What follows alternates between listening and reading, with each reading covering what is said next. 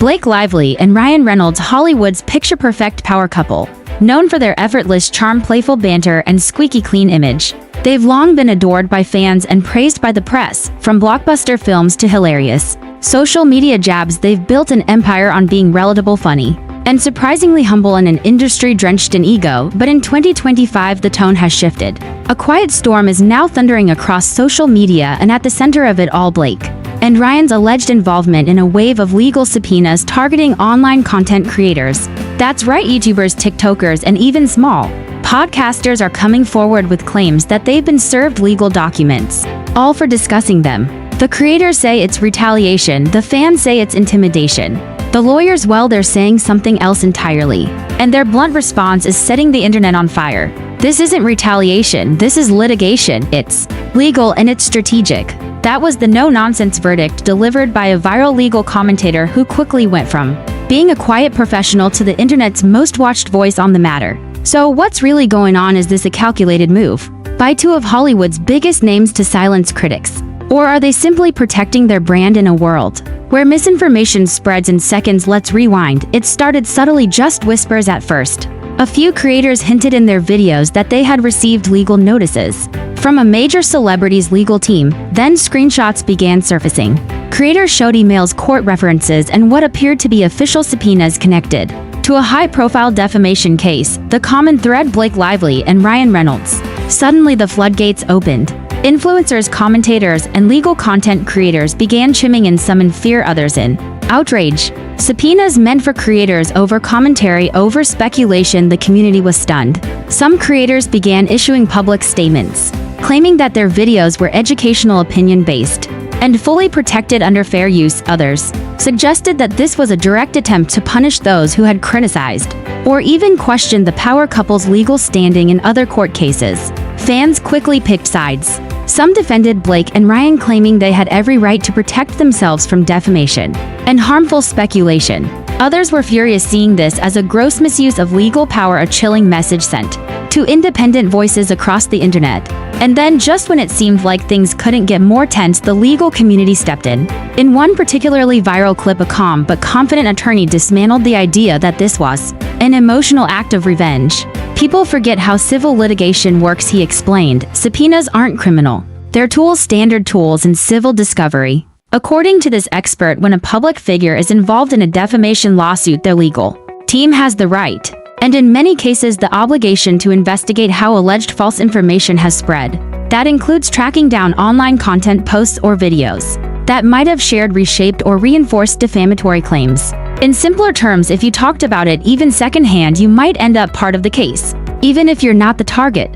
But here's the twist: just because it's legal doesn't mean it's right in the court of public opinion. While lawyers may view subpoenas as routine and necessary, the public often sees them as aggressive and silencing. It's that emotional disconnect that's fueling the backlash and what could ultimately damage Blake and Ryan's pristine public image more than any rumor ever could. Creators aren't celebrities. They don't have PR teams, million-dollar attorneys, or legacy studios behind them. They have audiences and their voices. And when those voices start saying, "I'm being silenced," the internet listens. Even worse, it starts asking questions. Why now? Why these creators? Why this kind of legal move, especially from two celebrities who have spent years advocating for creativity, freedom of expression, and support for independent voices? That's what makes this controversy so complex. Blake and Ryan aren't just Hollywood stars anymore. They're brand ambassadors, producers, social media icons, and role models. They've built trust, and now that trust is on the line. Every move their team makes will be scrutinized, not just for legality but for fairness. It's a new era in celebrity culture, one where fans don't just consume media. They create it, analyze it, and challenge it. The old playbook no longer works. Cease and desist letters, sealed subpoenas, and corporate silence only fuel speculation and outrage in the age of TikTok and Twitter. And yet, from a legal standpoint, what their team is doing may be exactly what's required in a court of law. That's the paradox, the dual reality. You can be right legally and wrong socially. That's what this viral legal analyst was trying to explain when he said this isn't retaliation. It's litigation. It's uncomfortable, sure, but not illegal, not unethical, just unpopular. And it's that unpopularity that could cost the couple more than any lawsuit ever will.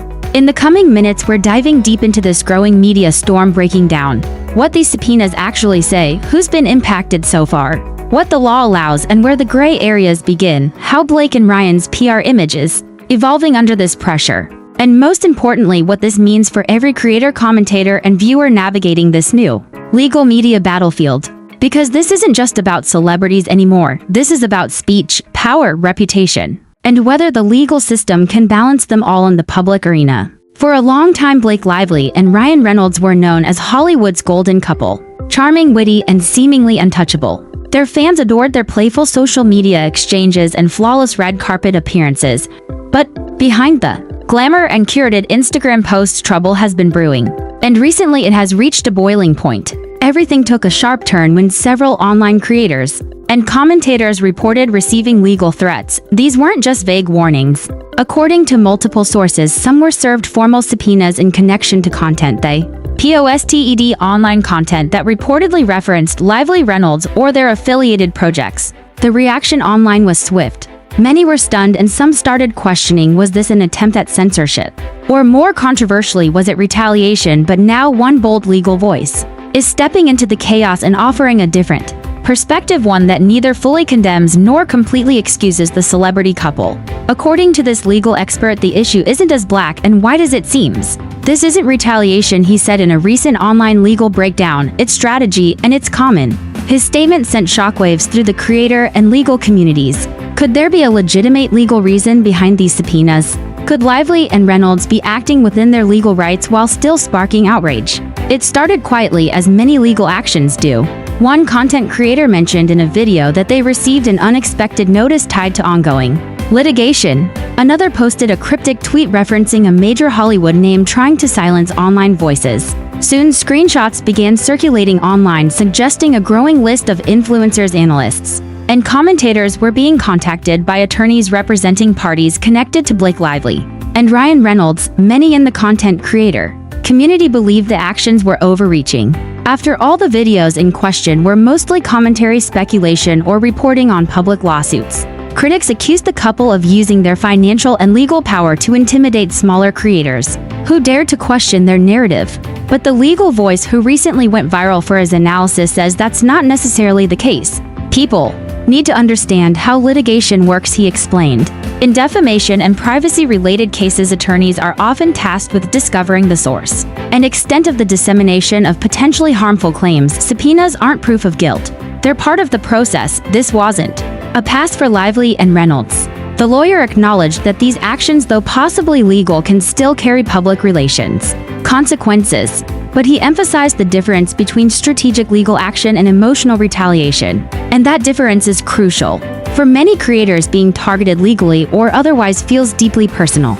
But as this legal expert pointed out, in civil litigation, parties are allowed to gather evidence from third parties who may have distributed, echoed, or altered original claims. As soon as the subpoenas became public knowledge, the backlash was immediate. Hashtags began trending on social media accusing the stars of hypocrisy. Fans pointed to past interviews where both actors supported freedom of speech, independent voices, and online creativity. The sudden legal moves felt jarring and inconsistent with the image they had carefully curated. Creators who were served began speaking up. Some said they were anxious and confused. Others doubled down, calling the subpoenas an attempt to silence criticism. But again, the legal expert weighed in with nuance. This is a classic case of optics versus law, he said. Just because something looks bad in the court of public opinion doesn't mean it violates legal standards. Just because something looks bad in the court of public opinion doesn't mean it violates legal standards. He explained that in high-profile lawsuits, especially involving public figures, legal teams often pursue an aggressive evidence strategy. Subpoenas, he said, are one of the few tools available to trace how narratives evolve, especially if misinformation is suspected. Is it uncomfortable? Yes. Is it illegal? No. Is it retaliation? Still debatable. That last line stayed with many viewers. The conversation then shifted from blame to accountability. Should celebrities wield their legal tools more responsibly, knowing their power can intimidate? Should legal firms consider the collateral damage their tactics can cause? Or is that simply the price of justice in an age where content spreads at lightning speed? These were questions even the legal expert couldn't answer definitively. But he urged viewers to consider intent, context, and facts before jumping to conclusions. This ongoing legal situation is a reminder of how thin the line is between free expression and legal exposure. While the internet has empowered millions to share their thoughts, analyze celebrity behavior, and even question mainstream narratives, it has also exposed creators to legal risks they often don't see coming. One important takeaway is this: if you're a creator discussing public figures, even in good faith, you must stay informed on what counts as opinion versus defamation, speculation versus assertion. The lawyer at the center of this viral moment emphasized one more thing. Creators need to understand that if they're playing in the same field as journalists, they'll be treated that way in court. Rights come with responsibilities. Still, the situation also highlights how celebrity legal teams must be aware of their public image. Legal moves, even justified ones, can look like intimidation if not communicated with care. The backlash against Blake and Ryan is partly fueled by confusion, but also by fear that free discussion is being punished even unintentionally. While their legal strategy may be technically sound, the public is asking, is it ethically sound? That gray zone between legal rights and public perception is where this battle is being fought. In the end, this case isn't just about subpoenas or lawsuits, it's about trust. Blake Lively and Ryan Reynolds built careers and a brand on being relatable, funny, and down to earth. But now their legal actions are being viewed through a harsher lens. Even if their team acted within the law, the fallout has already begun. Fans are questioning their sincerity, creators are questioning their safety, and the public is asking if the powerful are above scrutiny. The lawyer who dissected all this didn't choose sides. Instead, he offered a reality check. If you're in a courtroom, emotions don't matter, but outside of it, they're everything. That's perhaps the most important message of all. Legal strategy doesn't exist in a vacuum. It exists alongside public opinion, digital culture, and media dynamics. If celebrities want to protect their reputation, they must not only protect their rights, but also respect the platforms and voices that helped build their fame. As of now, the legal battles are far from over. But one thing is clear: the way we navigate fame, criticism, and legal accountability is changing fast. And both celebrities and creators are going to have to adjust.